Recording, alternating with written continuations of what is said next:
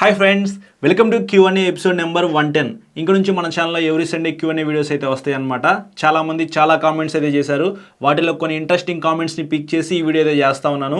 మీకు ఇంకా ఏమైనా డౌట్స్ ఉన్నాయనుకోండి, ఈ వీడియో కింద కామెంట్ చేస్తే నెక్స్ట్ సండే పిక్ చేసి ఆన్సర్ చేస్తా. ఫస్ట్ కామెంట్ చూసుకున్నట్లయితే రాజశేఖర్ రెడ్డి పిల్లి అయితే కామెంట్ చేశారు. అన్న, నార్మల్ 125cc ఆర్ ఎనీ బైక్స్కి ఫ్రంట్ డిస్క్ వస్తుంది కదా, మనం out of the market back టైర్కి డిస్క్ ఫిట్ చేసుకుంటే ఏమైనా ప్రాబ్లం వస్తుందా? ఐ మీన్ డిస్క్ ఫిట్ చేయాలంటే అలాయ్ వీల్స్కి హోల్స్ వేయాలి కదా. ఖచ్చితంగా ఫ్యూచర్లో ప్రాబ్లం వచ్చే అవకాశం అయితే ఉంది. ఎందుకంటే బ్యాక్ సైడ్ అలాయ్ వీల్స్కి సరిగా వాళ్ళు హోల్స్ వేయకపోయినా, అలాగే మీకు డిస్క్ బ్రేక్ సరిగా ఫిట్ అవ్వకపోయినా బ్రేక్స్ అయితే ఫెయిల్ అవుతాయి అనమాట. అలాయ్ వీల్ అయితే బ్రేక్ అయిపోయే అవకాశం అయితే ఉంది. మీరు ఎటువంటి మోడిఫికేషన్స్ అయితే చేయించుకోవద్దు. మీరు ఒకవేళ వెహికల్ కొనుక్కోవాలి అనుకుంటే మాత్రం మొత్తం రివ్యూస్ అయితే చూడండి. యూట్యూబ్లో చాలా రివ్యూస్ అయితే ఉన్నాయి అనమాట.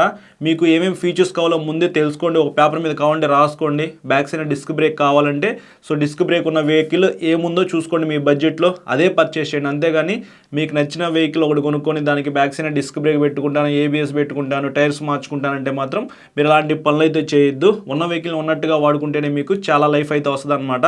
ఏదైనా మోడిఫికేషన్ చేయించారనుకోండి, దాని లైఫ్ అయితే తగ్గిపోయింది, ఇంజిన్ ప్రాబ్లమ్స్ అయితే వస్తాయి, రిపేర్స్ ఎక్కువ అవుతాయి అనమాట. నెక్స్ట్ జేఆర్ టాక్స్ అయితే కామెంట్ చేశారు. Hi bro, what is the difference between SOHC engine and DOHC engine and pass switch ఎందుకు యూజ్ చేస్తారు?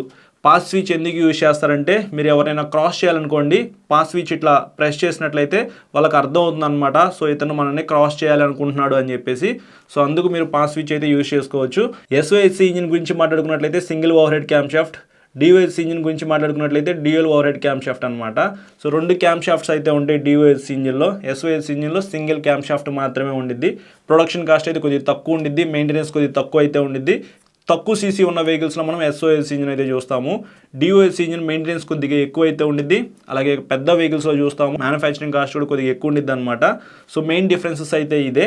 నెక్స్ట్ యూజర్ కామెంట్ చేశారు, 220F 2024లో కొనడం వర్తా బ్రో? 1,80,000 రూపీస్ పైన ఉన్నట్టుంది వెహికల్ నాకు తెలిసి ప్రైస్ అయితే. ఆ ప్రైస్కి ఇప్పుడు చాలా మంచి వెహికల్స్ అయితే వచ్చేసినాయి అని చెప్పుకోవచ్చు. ఇంకొక 20,000 to 30,000 రూపీస్ మీరు ఎక్స్ట్రా యాడ్ చేసుకున్నట్లయితే ఇంకా మంచి వెహికల్స్ అయితే వస్తాయి అనమాట 220Fతో కంపేర్ చేసుకుంటే. లేదు, నాకు 220F అంటే ఇష్టం, నాకు ఆ వెహికల్ ఎప్పటి నుంచో కొనుక్కోవాలనుకుంటున్నాను, ప్రైస్ ఎంత ఎక్కువైనా పర్వాలేదు అనుకుంటే మీరు కొనుక్కోండి. లేదంటే మాత్రం చాలా వెహికల్స్ అయితే వచ్చినాయి కాబట్టి ఒకసారి మీ దగ్గర ఉన్న బడ్జెట్ ప్రకారంగా మీకు కావాల్సిన సీసీ ఎంత, పెర్ఫార్మెన్స్ కావాలా, లేకపోతే లాంగ్ వెళ్ళడానికి కావాలా, లేకపోతే సిటీలో తిరగడానికి కావాలా అనేది ఒక పేపర్ మీద నీట్గా రాసుకొని దానికి తగ్గట్టుగా ఒక వెహికల్ అయితే చూస్ చేసుకోండి. నెక్స్ట్ శ్రీను కామెంట్ చేశారు, హాయ్ అన్న, బైక్ టైర్స్ ఎన్ని కిలోమీటర్స్కి చేంజ్ చేయాలి? It depends bro. 100cc అంత ఎక్కువ పెర్ఫార్మెన్స్ ఉండదు కదా, 3 years 4 years కూడా వస్తాయి అనమాట. కొన్ని వెహికల్స్కి అయితే త్వరగానే అరిగిపోతాయి. 200cc 300cc వెహికల్స్కి 1 year 1.5 year అనమాట. అది కూడా మనం రైడ్ చేసే విధానాన్ని బట్టి ఉంటుంది కాబట్టి మీరు డైలీ 100 kilometers తిరుగుతున్నారనుకోండి, త్వరగానే అరిగిపోతాయి అనమాట. సో మీరు టైర్లు అరిగిపోయినాయా లేదా అనేది 6 monthsకి ఒకసారి లేకపోతే 1 yearకి ఒకసారి ఎక్కువగా యూజ్ చేసే వాళ్ళు అయితే చెక్ చేసుకుంటా ఉండండి. ఒకవేళ అరిగిపోతే మాత్రం వెంటనే మార్చుకోండి. నెక్స్ట్ ఇన్స్టాగ్రామ్ నుంచి కొంతమంది మెసేజ్ చేశారు, వాటి గురించి చూద్దాము. సుకీర్తన్ రెడ్డి మెసేజ్ చేశారనమాట, హై బ్రో, నేను మీ ఛానల్ని 4 years పైనే ఫాలో చేస్తున్నాను. లాస్ట్ 2 years ముందు కూడా మెసేజ్ ఇన్స్టాగ్రామ్లో చేశాను వేరే అకౌంట్ నుంచి, but I lost that account. Thank you so much bro, 4 years నుంచి నన్ను ఫాలో అవుతున్నందుకు. Vehicle RC validity and insurance పైన ఒక వీడియో చేయి బ్రో. ఐ మీన్ ఒక వెహికల్కి 15 years తర్వాత రిజిస్ట్రేషన్ ఎక్స్పైర్ అవుతుంది కదా, అలానే ఇన్సూరెన్స్ కూడా. వాటిని ఎలా రెన్యువల్ చేసుకోవాలి, ఆ ప్రాసెస్ ఏంటి, పెనాల్టీ ఏమైనా ఉంటుందా, ఫీస్ ఎక్సెట్రా ఒక డెడికేటెడ్ వీడియో చేయి బ్రో ఇఫ్ పాసిబుల్. మీరు ఈ మెసేజ్ చూస్తే ఖచ్చితంగా ఈ టాపిక్ మీద నేను ఒక వీడియో అయితే రికార్డ్ చేసి అప్లోడ్ చేస్తాను. చాలా మందికి హెల్ప్ అవుతుంది అనమాట. ఇంకా కొన్ని వీడియోస్ పెండింగ్ అయితే ఉన్నాయి, అవన్నీ కంప్లీట్ అయిపోయిన తర్వాత మీకు ఈ వీడియో అయితే వచ్చేస్తుంది. నెక్స్ట్ శ్రీహరి అయితే మెసేజ్ చేశారు, hello bro, I'm your subscriber. తెలుగులో బైక్స్ మీద మీకంటే బెస్ట్ నేను ఎవరిని చూడలేదు హానెస్ట్గా. Thank you so much bro. I have one question. I am planning to buy Husqvarna Vitplane 250. ఆ ప్రైస్లో హీరో మ్యావిక్ 440 వస్తుంది కదా, which one is best according to you? Already ఈ టాపిక్ మీద నేను ఒక వీడియో రికార్డ్ చేసి అప్లోడ్ చేశాను. ఈ వీడియో కింద డిస్క్రిప్షన్లో లింక్ అయితే ఇచ్చేస్తా, అక్కడ నుంచి మీరు ఆ వీడియో అయితే చూడొచ్చు. నెక్స్ట్ సంతోష్ అయితే మెసేజ్ చేశారు, విట్ప్లేన్ 250 ఒక వీడియో రికార్డ్ చేసి అప్లోడ్ చేశాను అనమాట. దాని కింద వచ్చిన కామెంట్ ఇది, అన్న స్పీడ్ 400 కొనుక్కోవాలా లేకపోతే విట్ప్లేన్ 250 కొనుక్కోవాలా అని చెప్పేసి. ఆల్రెడీ ఈ టాపిక్ మీద కూడా నేను ఒక వీడియో రికార్డ్ చేసి అప్లోడ్ చేశాను. డిస్క్రిప్షన్లో ఈ లింక్ కూడా ఇచ్చేస్తా, అక్కడ నుంచి మీరు వాచ్ చేసేసేయచ్చు. తర్వాత అడ్వెంచర్ 390 మీద ఒక వీడియో రికార్డ్ చేశాను అనమాట. దాని కింద ఒక కామెంట్ అయితే వచ్చింది, ఈ బైక్ ఇప్పుడు తీసుకోవడం వేస్ట్ బ్రో, ఎందుకంటే డ్యూక్ 390లో వచ్చిన కొత్త ఇంజిన్ అండ్ చాసిస్తో 2025లో కొత్త మోడల్ వస్తుంది అని చెప్పేసి ఖచ్చితంగా 2025 అడ్వెంచర్ 390 అయితే వస్తూ ఉందన్నమాట. సీట్ అయితే ఫ్లాట్ ఉండిద్ది, అలాగే మనకి ఫ్రంట్ 21 ఇంచ్ వీల్ అయితే ఇచ్చారు. హెడ్లైట్ డిజైన్ కూడా చాలా మారిపోయింది అనమాట. సో ఇంకా స్పెసిఫికేషన్స్ అయితే ఎగ్జాక్ట్గా మనకి తెలియదు. సో ఆ వెహికల్ వస్తే మాత్రం డెడికేటెడ్గా ఒక వీడియో రికార్డ్ చేసి అప్లోడ్ చేస్తాను.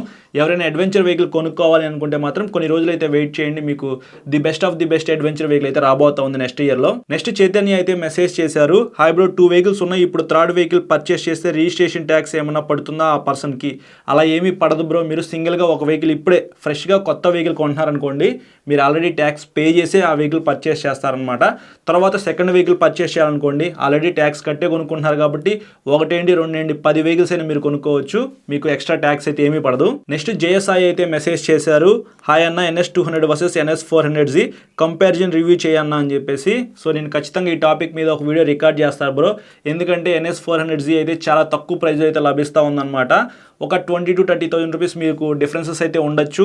30,000 రూపీస్ యాడ్ చేసుకుని NS400Z పర్చేస్ చేయాలా, లేకపోతే మనీ సేవ్ చేసుకొని NS200 కొనుక్కోవాలా అని చెప్పేసి ఒక వీడియో రికార్డ్ చేసి అప్లోడ్ చేస్తాను, ఆ వీడియోలో మాట్లాడుకుందాం. నెక్స్ట్ ఇంకొక అతను అయితే మెసేజ్ చేశాడు ఇన్స్టాగ్రామ్ అని చెప్పేసి, హాయ్ అన్న ఈ సండే Q&Aలో 100cc to 400cc ఈచ్ సీసీలో బెస్ట్ బైక్ ఏమున్నాయో సజెస్ట్ చేయను అని చెప్పేసి. 100cc మీరు హీరో స్ప్లెండర్ ప్లస్ అయితే పర్చేస్ చేయండి. 150cc యమహా FZS వర్షన్ 4.2 అయినా మీరు పర్చేస్ చేయొచ్చు, లేకపోతే N150 అయినా పర్చేస్ చేయొచ్చు. 160cc సెగ్మెంట్లో మీకు కొద్దిగా పికప్ ఎక్కువ ఉండాలి అని అనుకుంటే మాత్రం యమహా MT-15, ఫ్యామిలీకి కూడా ఉపయోగపడాలనుకుంటే Apache RTR 164V. 200cc NS200, Duke 200 అయితే చాలా బాగుంటాయి అనమాట. 250cc బడ్జెట్లో కావాలనుకుంటే హుస్క్వర్నా విట్పిలెన్ 250, ప్రైస్ ఎంతైనా పర్వాలేదు అనుకుంటే డ్యూక్ 250. 400cc రేంజ్కి వెళ్ళామనుకోండి, బడ్జెట్లో కావాలనుకుంటే పల్సర్ NS400Z, కొంచెం ప్రైస్ ఎక్కువైనా పర్వాలేదు అనుకుంటే మాత్రం మీకు 2 వెహికల్స్ అయితే ఉన్నాయన్నమాట. డ్యూక్ 390 అయితే ఉంది, స్వాట్ పిలియన్ 401 ఉంది. మీ ఇష్టం, మీ దగ్గర ఉన్న బడ్జెట్ ప్రకారంగా ఇప్పుడు నేను చెప్పిన వెహికల్స్లో ఏదైనా ఒకటి పర్చేస్ చేయండి. ఫైనల్ మెసేజ్ చూసుకున్నట్లయితే, hi bro, I'm Sai Charan from Nellore AP. I have Royal Enfield Classic 350 reborn stealth black. My doubt is about trip F. How many kilometres can I go on trip F? How many litres in reserve? How can I estimate? I refuel it for 500 or 1000 rupees. Please let me know, I'm mad about this. Bro, trip F ఎప్పుడు start అయిందంటే, మీ వెహికల్లో ఉన్న petrol అనేది కొంతవరకు అయిపోయి లో fuel warning light వెలిగింది కదా, అక్కడ నుంచి మీకు రిజర్వ్ పెట్రోల్ అయితే స్టార్ట్ అయినట్టు అనమాట. ఆ పెట్రోల్ మీరు ఎన్ని కిలోమీటర్స్ తిరిగారు అనేది మీకు ట్రిప్ Fలో రికార్డ్ అయ్యిందని చెప్పుకోవచ్చు. సో లో ఫ్యూయల్ వార్నింగ్ లైట్ వెలిగిన వెంటనే మీరు ఫ్యూయల్ అయితే ఫిల్ చేయించుకుని వాడుకోండి. ట్రిప్ Fలో మీరు ఎక్కువ తిరగకూడదు అనమాట. మాక్సిమం ఒక 5 to 10 కిలోమీటర్స్ తిరిగితే ప్రాబ్లం అయితే ఏం లేదు, కానీ అంతకుమించి మీరు ఎక్కువ తిరిగితే మాత్రం ఫ్యూయల్ ఇంజెక్టర్ అయితే పాడైపోయిందని చెప్పుకోవచ్చు. సో ఇది ఫ్రెండ్స్, ఓవరాల్గా ఈ సండే Q&A అయితే చాలా ఇంట్రెస్టింగ్ కామెంట్స్ అయితే చేశారు. ఇంకా మీకు ఏమైనా డౌట్స్ ఉంటే మాత్రం ఈ వీడియో కింద కామెంట్ అయితే చేయండి, నెక్స్ట్ సండే నేను పిక్ చేసి ఆన్సర్ చేస్తాను. చాలా మంది సబ్స్క్రైబ్ చేయకుండా చూస్తున్నారు, సబ్స్క్రైబ్ చేసుకుని పక్కన బెల్ ఐకాన్ అయితే క్లిక్ చేయండి. ఈ వీడియో నచ్చితే మాత్రం ఖచ్చితంగా లైక్ చేయండి. Thank you.